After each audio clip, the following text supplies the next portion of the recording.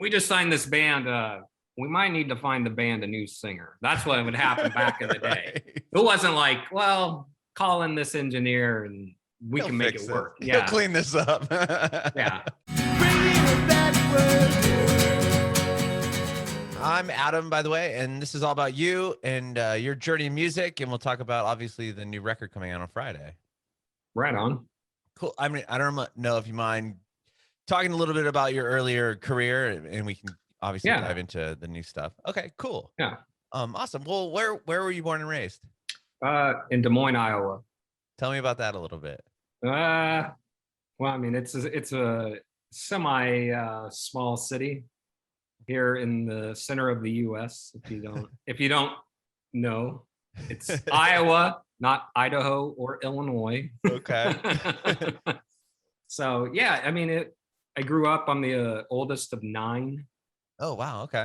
Yeah. So yeah, I mean, I guess that's basically kind of it. I mean, it was.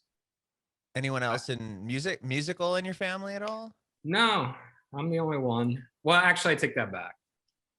My youngest brother actually does. He writes beats and sells beats in that whole world that I don't understand. Oh, cool. So, okay. Yeah, sure. yeah. And he does pretty well in it. So, yeah, I mean, it's just the two of us. Obviously, we're in 2 different spectrums, though. I was gonna say, two different worlds in that regard. Yeah. Right on. Well, how did you get into music? I was just naturally drawn to it right out of the gate. My parents played a lot of stuff in the 70s, which I still might still be my favorite era of music in general, as far as the whole, like all different styles. And yeah, as far back as I can remember, I mean, I was told that I could sing a bunch of Kiss songs at the age of 3. Wow, that's awesome. They were my first concert at the age of 5. Really? Yeah, my mom took me. It's a great story. I love this story.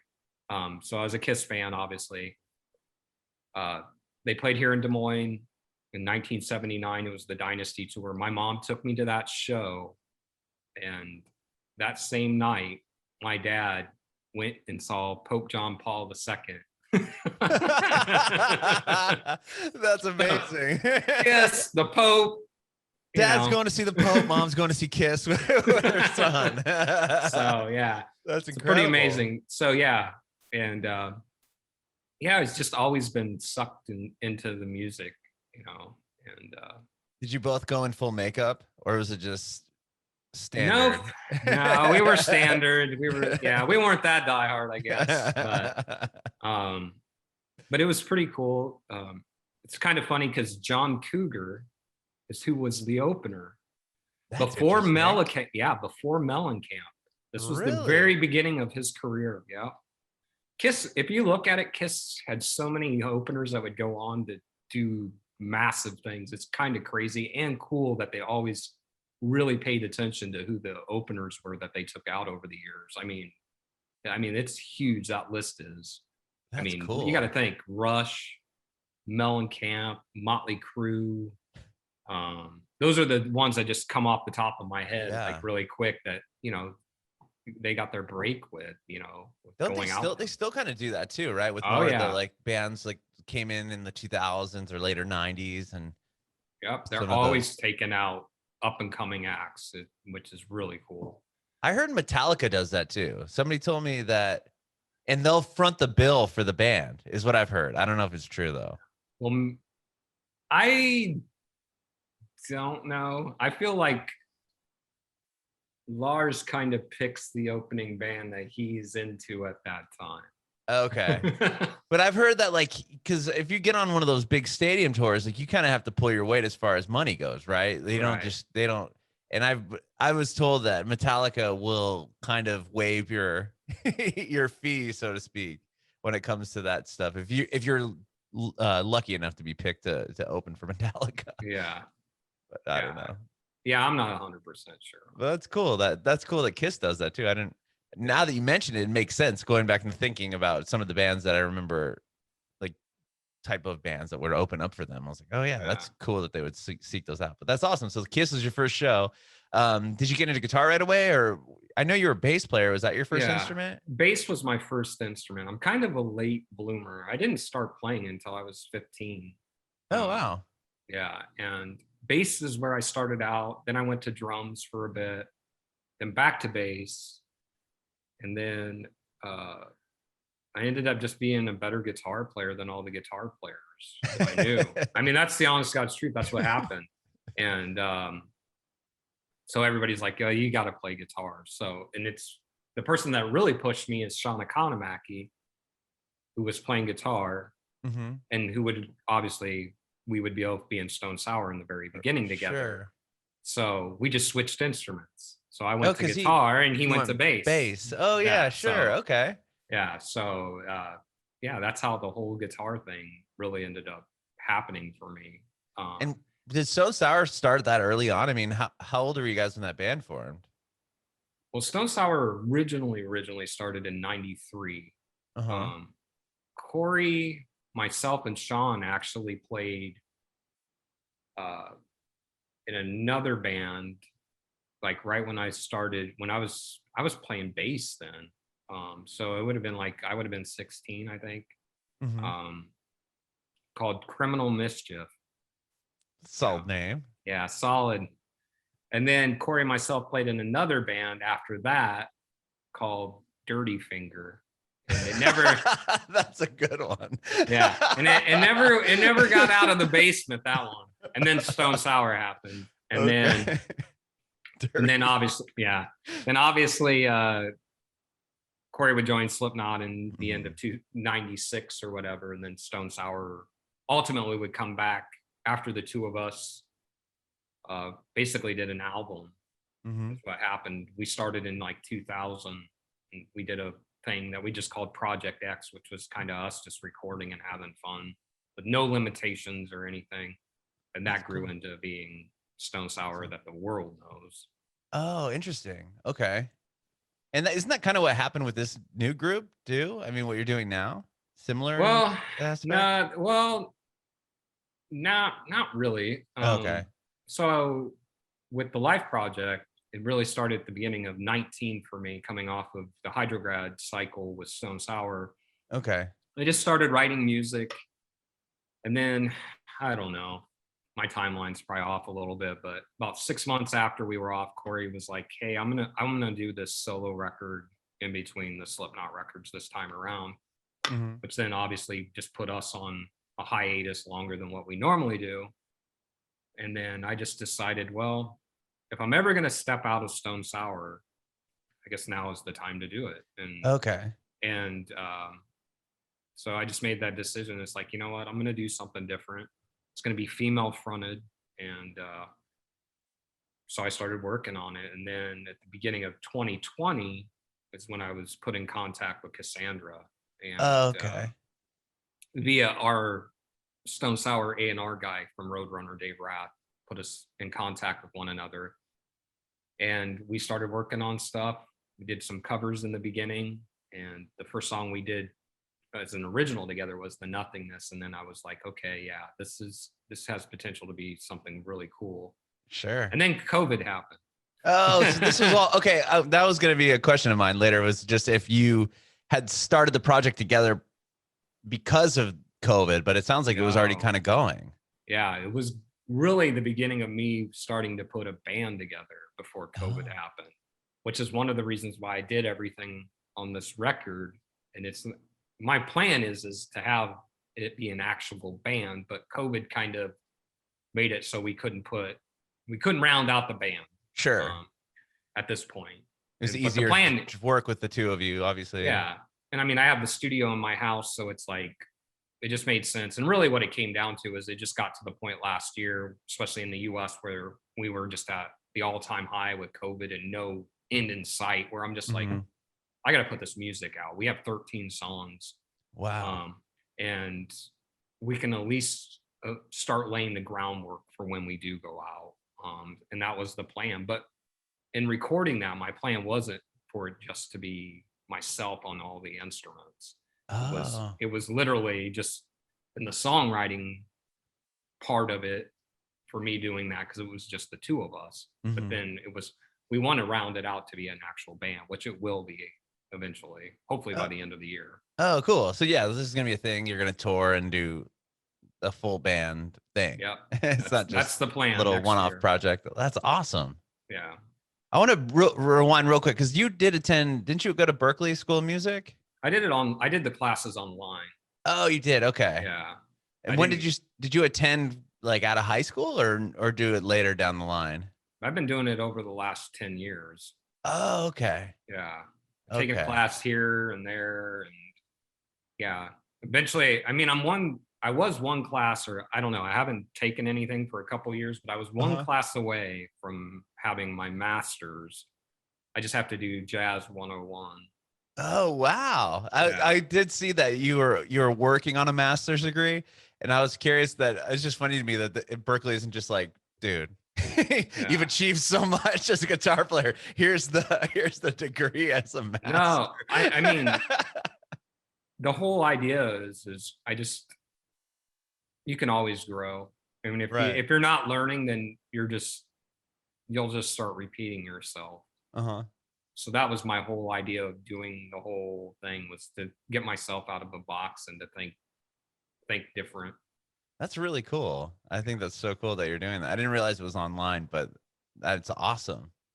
That's really awesome. So right away, then you kind of did things get going pretty quickly with Stone Sour once you had that band, because that was probably your primary focus. What, out of high school? Well, I mean, out of high school, I mean, there was a while that I quit playing music in the 90s. Oh, really? After really Corey was in Slipknot and I was here in Des Moines, I really couldn't find anybody that at the time that wanted to play the same stuff that I wanted to play. And then the next thing you know, I ended up getting married and having my first kid. And life had started me on that trek. And then a couple years later is when Stone Sour happened. Oh, wow. Yeah. So, and then and started a whole other different journey. Sure. Well, so you weren't doing anything as far as music was going at that time? Well, I was playing, it was more of having fun as a hobby. It wasn't like a professional thing. It was more for myself. And like I said, a lot of the first Stone Sour album, musically, I had written during that time. Oh, okay. So when that record came out, I mean, that it does really, really well, obviously. Right. Kind of right out the gate, you get a gold record. You guys signed to Roadrunner. Was there a lot of like groundwork prior to that? Or was there like, were you playing small clubs that eventually get the deal with Roadrunner? Like, can you tell me about how that kind of came together? Well, we had written, like I said, Corey and myself had basically written a huge chunk of what would be the first Stone Sour record before the other guys were even a part of it. Oh, okay. I mean, it was basically a full record, and Corey gave it to Monty Connor, who at that time was the A&R person for Roadrunner. And he loved the song Get Inside, but he's like, hey, I think it's cool, but I'm kind of in the same position that I am now back then, which is, it was just the two of us. Oh, sure. And he's like, you guys need to be a band. I mean, you two can't play everything, and you need to play live. So it just made sense for us to bring back basically the original Stone Sour guys. And that's how it played out from the 90s. Oh. So those three guys came back. We played 2 shows here in Des Moines. The band was already signed. I mean, the reality is this. I mean, Roadrunner was not going to let Corey take this, have Stone Sour anywhere else. I mean, it was just not going to happen. So, I mean, we Smart were like, move on their end, obviously. Yeah, I mean, we were already signed before we had even played a show, just off of the initial demos. But we played 2 shows here before we went and recorded the record. Uh-huh. And then, then it came out and we were playing all the European festivals. That's amazing. Yeah, it went really quick. Uh-huh. So yeah, I could imagine. Was that a pretty shocking? I mean, for you, how was that to kind of respond to that? As far as like you weren't, you know, you had a wife and kids, and then now you're in this band, and it's like, okay, you're going to go to Europe, you're going to play these festivals. I mean, was it kind of hard to juggle all that, or were you aware of what was to come up? Kind of. I had no idea, honestly. I didn't know what to expect.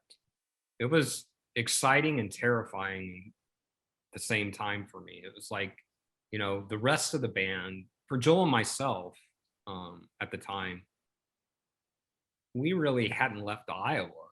You know, obviously Corey, Jim, and Sean actually was a tech in Slipknot. You know, those guys had already toured and been around the world for the self-titled record and for the Iowa record. So I think it was a little bit different for the two of us, of just seeing the world and getting outside of basically the Midwest. But it was surreal. I mean, growing up, I mean, Metallica was my favorite band. So being part of that bill when they came back with Saint Anger, and being in, I mean, it sticks out in my head like yesterday. You know, it's like their first show back, and being on that bill and sitting on the side stage watching this in Italy. I was just like, this is insane. Like this is surreal. So yeah, it was pretty crazy, honestly, when I think back. Just, it was a whirlwind of how fast everything went. Sure. Wow. We were very, obviously, very lucky in many ways, but at the same time, we also worked our butts off. I mean, like I tell everybody, nothing was given to us. Right. I mean, and the thing is you could sit there and go, well, you know, Corey's also in Slipknot, but you're not around for 20 years and just as successful 20 years in as when you first started it. If you are just throwing, then you're just throwing shit to see if it sticks to the wall. I mean, obviously, we've all worked our butts off in Stone Sour, so and in some ways, we've had more obstacles because of other stuff. I mean, because people are going to compare you. They're gonna, and in a sense, like there's, just because you had kind of attention on you, maybe like quicker than anyone else, that doesn't mean people are going to critique you even more, I would think, than anything else. If you're just a band that put out the first Stone Sour record and it does what it does, people aren't going to, like, people that are fans of Slipknot aren't going to come back and be like, oh, well, this doesn't sound like this or that. And, you know, it's kind of like you're getting both ends of the spectrum, I would think, as far as critiquing goes. Oh, yeah. But that's what we do as people, period, though. We always want to critique, and we always want to compare people to something we're familiar with. And then sometimes that's not a bad thing, I don't think. But at the same time, it can also be annoying. I mean, let's be honest. You know, for me, within Stone Sour, anytime I hear, at this point, side project, I mean, I want to blow a gasket, because it's like, you know, we're 6 albums in, 2 decades, and a bunch of accolades. It's not really a side project. Yeah. It's probably really a side project after the second record comes out. Yeah, I mean, just be honest. Exactly. And once again, we wouldn't be there if the songs weren't good. I don't care who the hell is in the band. Right. Nobody would show up again. Yeah. I mean, I'm not going to throw names out there because there's no point, but there's been other people that have stepped out of their main band, let's say, and done something. And I'm sorry, but it hasn't had the longevity and the success that Stone Sour has. I would say there's very, very few bands. I would think there's more bands of people that have stepped out as a certain band that they were in, started another quote unquote side project, and that ran its course after a record or an EP, than there is bands like Stone Sour, where it's like you had a guy that was in another band that came back, and now you have, like you said, 6 albums in 20 years. There's not a lot of bands that you could that could be said about, I don't think. Well, to me, I mean, obviously I've gotten that question a billion times, and there's really only one other band. that I can think of always off the top of my head, and that's A Perfect Circle. Oh, that's a great example. You know, and I think that both, not that we sound musically alike, and No. obviously Tool and Slipknot don't sound alike, but just the whole how it's kind of the same thing. Sure. And you know, nobody calls Perfect Circle a side project. Right, exactly. So I guess what I'm saying is, damn it, I want some respect now after you 2 deserve decades. it. Yeah, you deserve it. You deserved it after this, you know, the and we have more record. Yeah, and we put out more records than they have at this point. Right. So it's like, wait a minute here. Well, I want to ask you real quick, because you were kind of putting this project together, you said, after Hydrograd came out, like, or that's the album cycle happened. So, you know, that record happens, that the album cycle ends, the tour, and you start working on what becomes a live project, where, like, you guys were already kind of at a hiatus, like, not hiatus, but you're taking some time away prior to COVID even happening. So that just, the only thing that really kind of did to stop what was going on is basically had it so you two had to write the whole record, right? And you weren't able to form a band. Is that kind of what happened? Well, I mean, I think ultimately the two of us would have wrote the record anyway. Okay. It just, the final recording, I think for me would have been ideal to have a full band instead of myself. Gotcha. You know, I'm limited on the other instruments to some degree. I mean, like you mentioned, my primary thing is guitar, and that's what I do. So my keyboard chops will not be at the same level to whomever comes in to play keyboards. Like keys. Sure. So, but I think the song structures would already been there. I just think they might have got a little bit more complex. You know, you would have had other people's inputs versus just the two of us. So on one hand, I can sit here and I'd be lying if I didn't say it's kind of nice not to have to bounce ideas off of anybody. Sure. Or bang heads with somebody today because I want this section to sound like this, or they want that section to sound like this.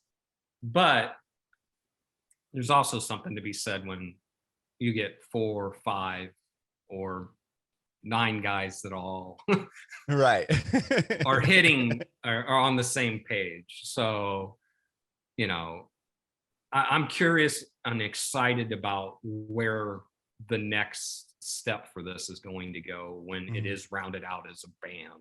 So am I. I'm curious to see who you guys are gonna get to fill in, you know, or fill in the spots. Yeah. We're stoked about the future. That's so cool. Well, you said you were able to kind of meet each other through your A&R at Roadrunner. Yeah. Okay, so did you have these songs? Like, tell me how that conversation even started. Was it like, okay, I've got this thing going, I want to find, you said you wanted to find a female to front the band, and was it like your A&R was like, oh, you know, how about Casandra? Was it that kind of conversation? Tell me about the conversation. Well, the conversation, I mean, obviously I'm already under contract with Roadrunner with Stone Sour. Sure. So anything that I do has to be approved, or it has to go through them, because technically, like I said, I'm under contract with Stone Sour. So everything that I had been writing, I was sending to Dave Rath to listen to. The music. So he was hearing the music. And then, like I said, I had told him that, hey, this is going to be, I want it to be female fronted on many levels. I just think my idea was two reasons behind that. One was I felt musically it would allow me to go into different directions that I couldn't go with Stone Sour. And the other thing is, I felt, when we talked about comparisons, I felt if a male vocalist came into this, I'm going to have my style, which is always going to have, you're going to hear a little bit of Stone Sour. Sorry. Of course. It's who I am as a person. Exactly. So with that being said, I thought having a male vocalist come in, all they're going to get is comparison, critique to, compare to Corey. Sure. So it made it very simple to me. But then in the idea of wanting a female singer, but then it was like, can I find a female singer that has the voice that I want, which is, I wanted somebody that was super powerful and had a little bit of a growl, but not sings like that. And I'm not in. There's a time and place to have those vocals, but it seems to me like everyone is shifting more towards that style. You know, when I grew up, for the most part, everybody could actually, in my opinion, sing, like really sing. You know, there wasn't as much processing as done nowadays. You know where I'm going. I'm trying to do this diplomatically and not I understand what you're doing. Off, but it's like, you know, all the albums I love, those people, there was no auto-tune, there was no flying this word or this or that. It was like these people went in there and they actually sang that shit. Right. Cut it to a tape, and if it's not there, it's not there. Yeah, exactly. It was like, we just signed this band. We might need to find the band a new singer. That's what would happen back in the day. It wasn't like, well, call in this engineer and we can make it work. Yeah, he'll clean this up. Yeah, I'm convinced nowadays with the right engineer, I got to find this person I know that they're out there. I want to sing one song. No, just me really honestly trying to sing it and see if they can actually make me into a singer. I think they could do that. I mean, you already sing backups. You could do it easily. Backups is different. I just got to find my blend in there. You know what I'm saying? Yeah, it's just you know, when it's like 5 people singing or 7 or whatever doing those backups, you can get away with not really being able to sing. You just got to be able to get that tone that they need you to hit. Sure. Singing on the other hand, there's not very many people that have come out over the last 10 years where I'm like, and it not necessarily that it's all on them, because it's so hard because everybody's relying on all the digital stuff, you know, because it's quick, it's easy, it's fast. It's one of the things with this project that I really set out to do was, and it was more on the mixing side with Josh Wilbur, was I didn't want it to sound like everybody else. You know, that's what, to me, what technology has done. It's made it, I'm not saying that the songs are written exactly the same, but the sonics, like everybody has that same production. Sure. Like, I'm like, it's the same goddamn drum sounds. Like, how is this possible? We get back to those albums that I love, and it was like, none of those bands sounded like one another, like at all. Completely different, because they went in, they set that shit up, and that was the tones that they achieved. Now it's like, who gives a shit? Just throw a mic on that tom, because we're just going to replace it anyway. It doesn't even need to sound good. We just need to have that hit there so we can sound replace it. Right. But it's, in my opinion, it's killing music in the sense of, I think there's a subconscious ear fatigue, if that makes any sense. And I know that sounds really deep and crazy, but no, it does make sense. If everything is sonically the same from one artist to another, it just, I don't know, it just drives me nuts. And that was one of the big things with this. I wanted it to, it's like, hey, no, this is what it needs to sound like. And this is my guitar tone. I don't want it reamped. This is exactly what it is. And, you know, and down the road, same with the other instruments. And yeah, so. Did you record it all yourself and produce it yourself, or did you? I produced it. We recorded almost all of it in my house. And I'm one of the engineers, I mean, I get an engineer credit, but it's more of me doing the keyboard stuff versus the guitar and the other main instruments. Okay. Because playing the other instrument, I mean, keyboard's different when I'm recording, or, you know, the ear candy stuff. It's a little easier to record and play it. When I'm tracking guitar, I don't want to run the computer. Okay. It's just, I want to go super fast. That's the thing. I like to go record fast. And I'm also one of those guys, if it's not there, then let's hit it again. We're not fixing this part. Sure. And honestly, I pride myself for the most part to try to be able to play the entire thing in its entirety and very little fixes. And, you know, there's just a vibe that way. Yeah. There's the human element. We leave that in there. You know, there's parts that aren't perfect in the EP. I wanted to I initially left those moments in there because it's like, once again, we've gotten to the point now where everything has to be perfect. And right. like, There's something to the grit to it. I like it. And I come from a radio world. So to me, listening to stations that it's like, you can tell that the person's obviously recorded their whole entire show. To me, it's like, there's something real about when somebody screws up. To me, I'm like, well, that's cool. Like there's actually a person there that screwed up. You know what I mean? It's not like you just hit 3 notes and you're like, okay, I'm going to cut this and then copy it throughout the whole entire song. I just think I like that. That was a huge thing when we did the guitars. I was like, we're not flying anything. Like, so yeah, guess what? That's the same riff that happens in all 3 choruses. But I can tell you right now, I played it. I'm playing it 3 times. Right? Yeah, I'm playing it all 3. All 3 times are different, technically. Right. If you really put them together. Yeah. So yeah, it's just that sense of pride. Like I said, I get it. Time is money and stuff. But at the same time, I think we're losing quality, and people don't realize the quality of music.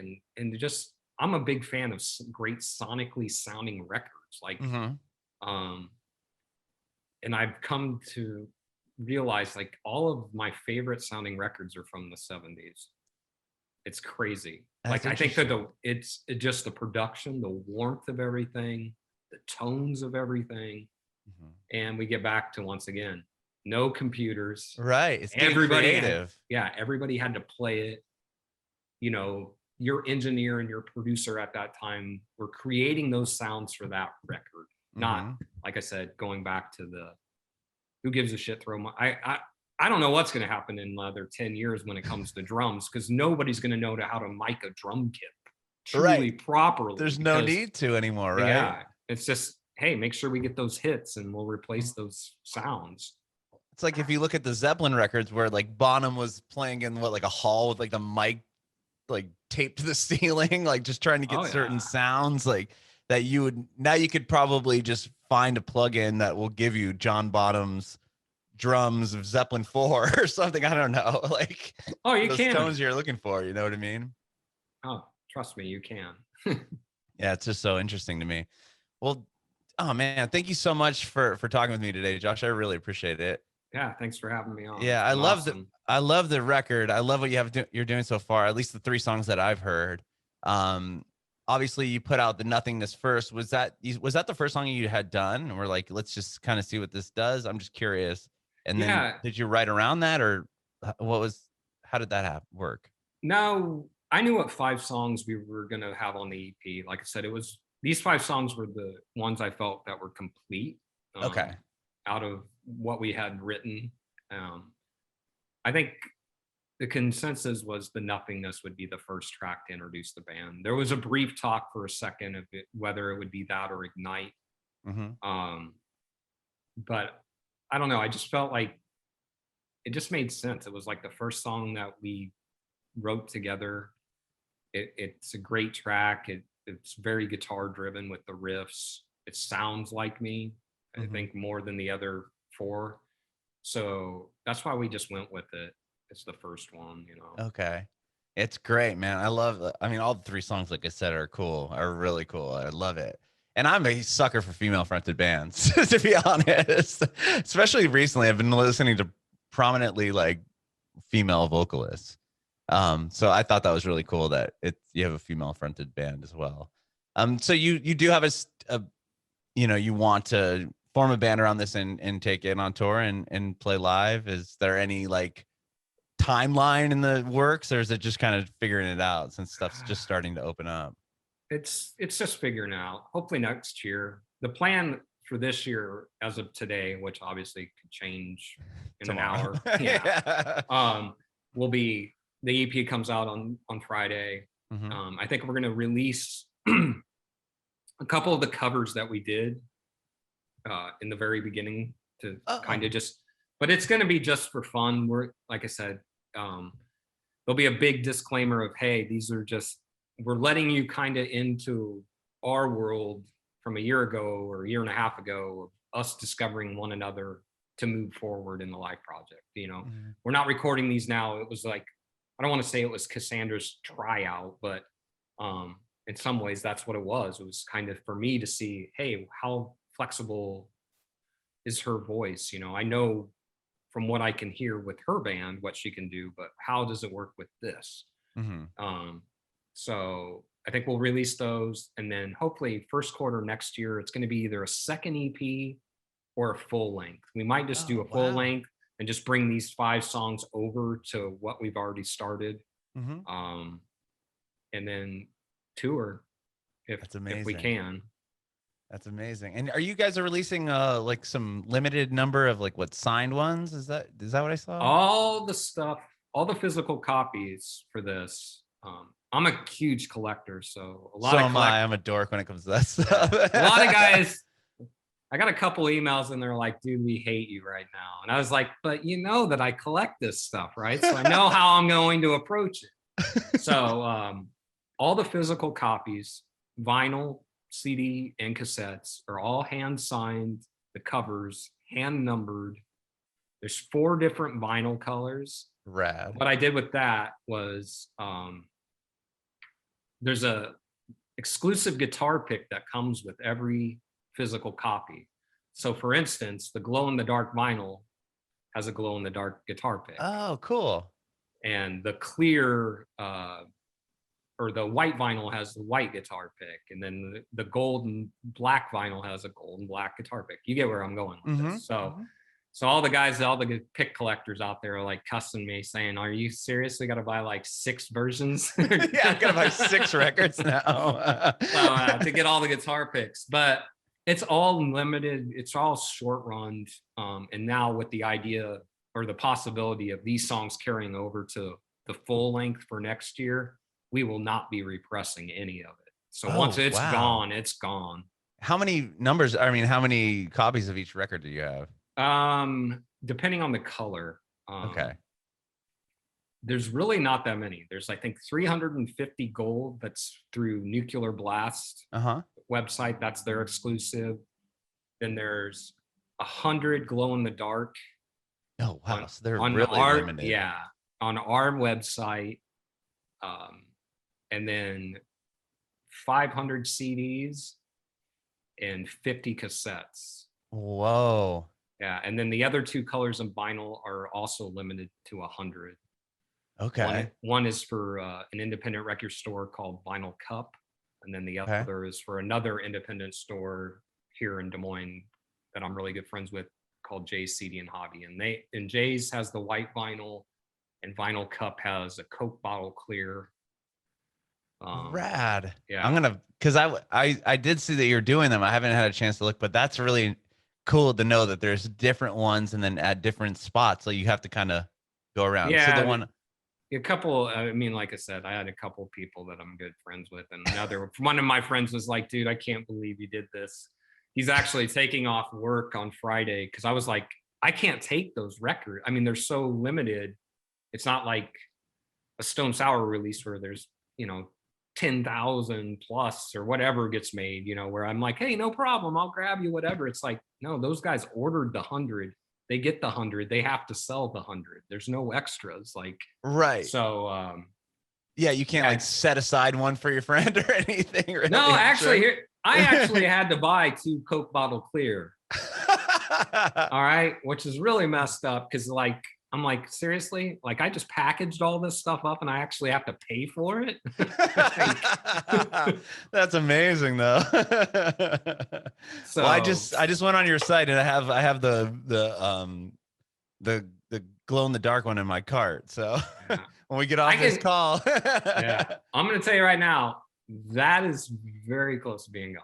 So if you're interested, then I would grab it because as of this morning, there was only 8 left. Really? Okay, I have it in my cart, so hopefully it's not gone by the end of the conversation.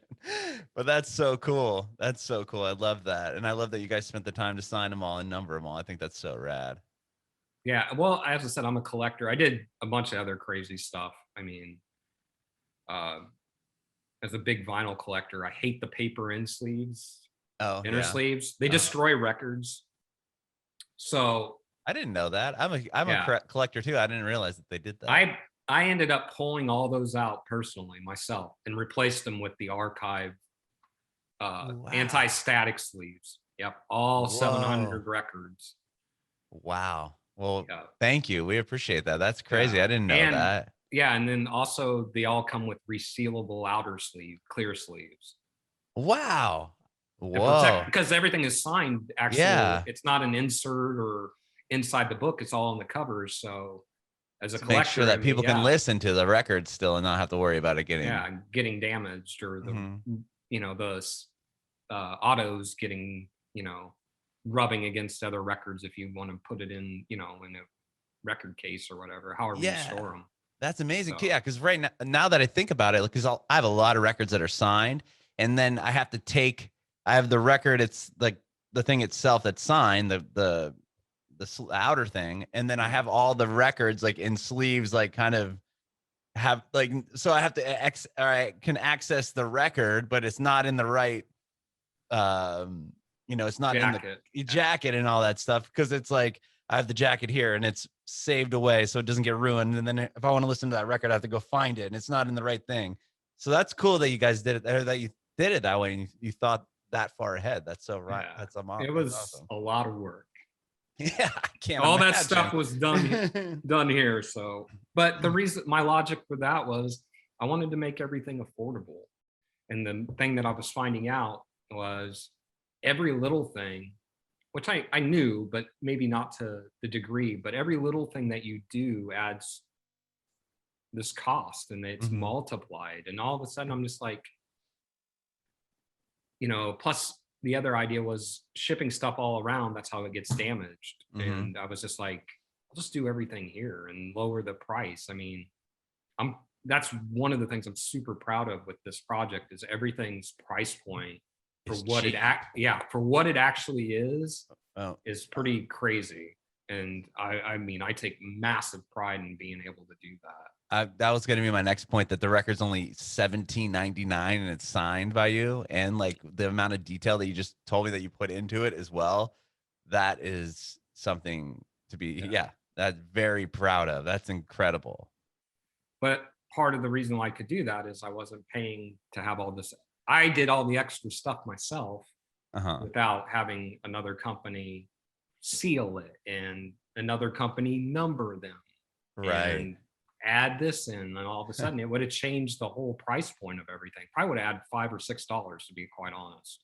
Easily. And I mean, I've never seen a signed record, to be honest, that's under $40. So a vinyl like that. I mean, that's pretty standard. Even if it's an artist that's not achieved what you have, you know what I mean? So cool. I appreciate it. I have it in my card. I'm gonna buy it right after this call. But I have one more question before I let you go too, Josh. I appreciate you so much for doing this. No problem. Do you have any advice for aspiring artists? Just be yourself. Stay true to I know it's a cliche and everyone says that, but you're talking to me about this project, and to me, this project is like 100% of who I am as a person, and not necessarily what's going on in music right now. And it's off to a great start. So it's a perfect example of, I think, of truly just doing what you want to do, and what makes you happy, versus trying to do whatever is in style or whatever. It's just, I think it's just important that way. I kind of take it, we talked about being a collector. It's kind of like this advice that was given to me a long time ago when I collected sports cards, which was collect what you love, not what you think will bring you money down the road. And it really it just hit home for me on so many different levels. And that would be my advice, is just truly do what you think and what you enjoy. And when it's honest, I think people feel it, and they can connect to it, versus more than something that's contrived or put together to try to be successful. Bring me back